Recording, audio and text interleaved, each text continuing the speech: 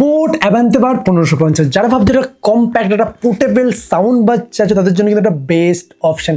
আর শুরুতেই বলে রাখি sound bar and headphone mobile TV সমস্ত কিছু তোমরা পেয়ে যাবে নন্দিতা মোবাইল শপ, যেটা অবস্থিত নবদ্বীপ পরমতলার মোড়ে। এখানে তোমরা অনলাইনের দামেই কিন্তু তোমরা অফলাইনে প্রোডাক্টটা পেয়ে যাবে। ইভেন তুমি এখানে সাউন্ড চেক করে ব্যবহার করে ইভেন অনলাইনের থেকেও কিন্তু কিছুটা কমেও তোমরা প্রোডাক্ট বাই করতে পারবে। নিচে মোবাইল নাম্বার দেওয়া হলো, অবশ্যই কন্ট্যাক্ট করো আর কিনে নিয়ে যাও।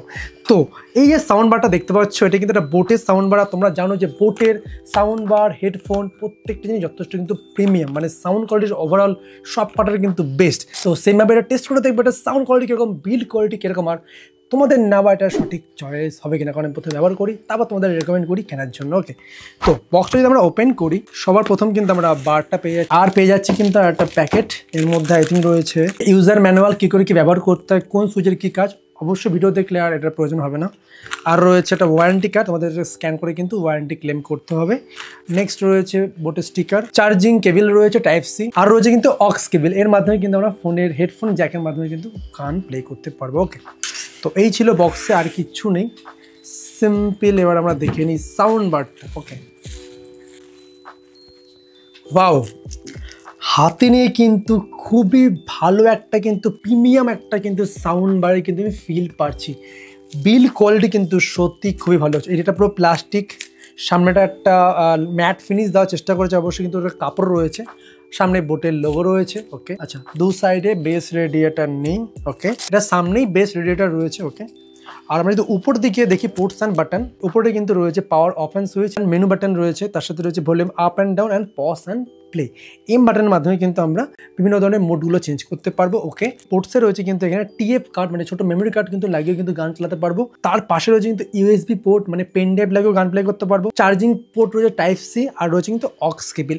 তো এই ছিল পোর্টস। ওকে, আর এটার নিচে কিন্তু একটা খুবই ইন্টারেস্টিং কিন্তু একটা স্টিক লাইট ব্যবহার করা হয়েছে নিচের দিকটায়।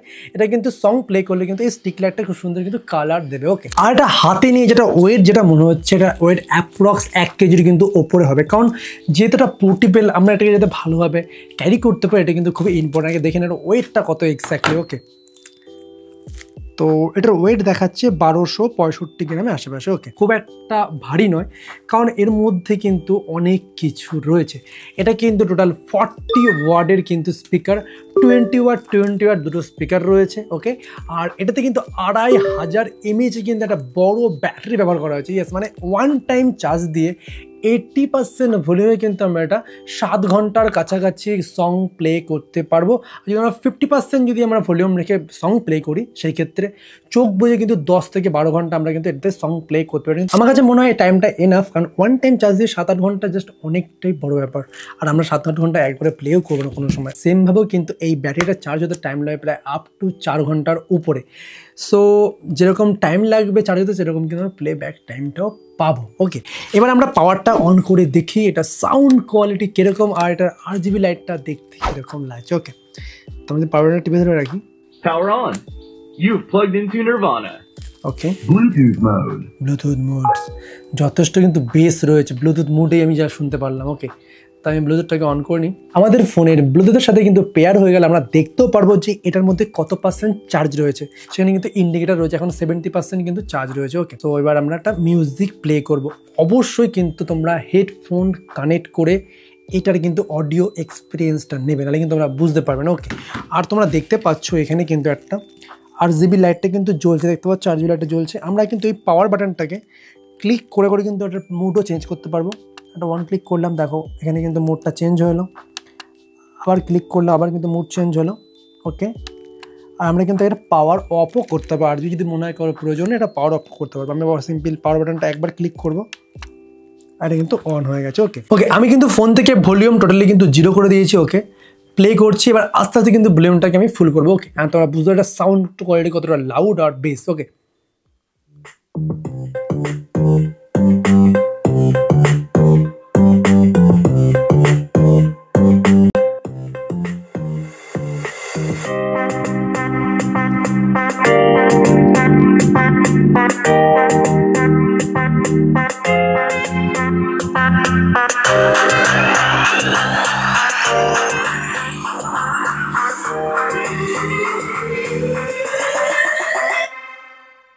তো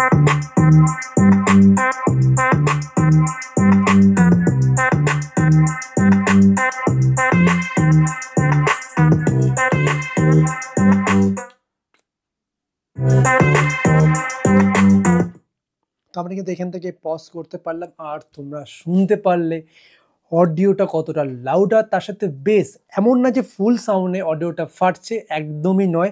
কারণ এইভাবে এটাকে ব্যালেন্স করা যদি ফুল সাউন্ড দিলেও এটা কিন্তু ততটাই আউটপুট দেবে যতটা অবধি কিন্তু এটার অডিওটা ঠিকঠাক থাকবে। তো 100% সাউন্ডেও কিন্তু অডিও কোনোভাবে কিন্তু ফাটছিল না, আর যথেষ্ট কিন্তু বেস রয়েছে। এবার তোমাদের আর একটা মিউজিক প্লে করে শোনাই, এক্স্যাক্ট তোমার এটা কিন্তু বেসটা তোমরা কিন্তু বুঝতে পারবে। ওকে,